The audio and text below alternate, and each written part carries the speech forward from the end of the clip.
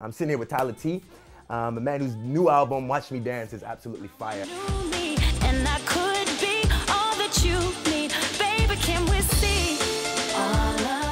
Talk about the inspiration behind this album, because I know from Kingston to LA to New York, everybody's bumping it.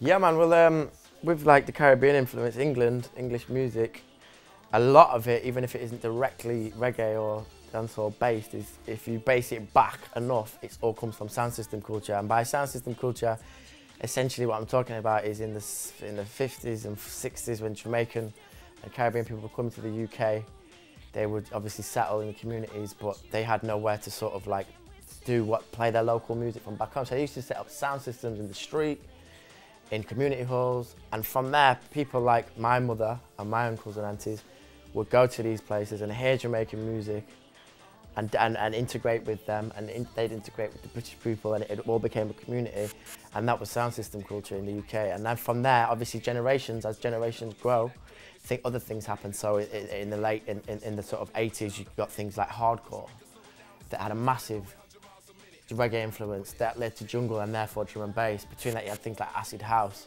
and then up to recently, you had grime and now dubstep, and this all comes back to sound system. The album's not all 100% dancehall, and the first track that I remember hearing on a lonely, cold night, and we know in Canada, snow up to here and whatnot, and I'm hearing Take It Back, and just the first dun, dun, dun, the keys just felt so emotional. When you're playing on the keys, what inspires you?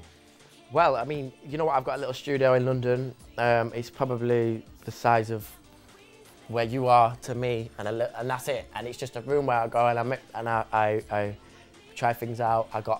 Being based in London now, there's a lot of vocalists and artists around that are easy to access. So that was a prime example of that. I was making tracks, making tracks, messing about.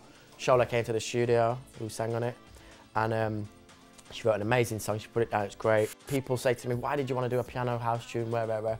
I didn't really, it just kind of happened. Yeah, and that's the way I've always kind of made music, and I'm lucky sometimes and it just clicks. And that's the beauty of having a space where I can go and try things out, and that's how the whole record was made. I didn't go to Jamaica and say, I'm going to work with this guy on this day, on this beat, with this guy. I just went to studio, got some links, and everyone came, and what worked, and what didn't. And it's the same for the whole record.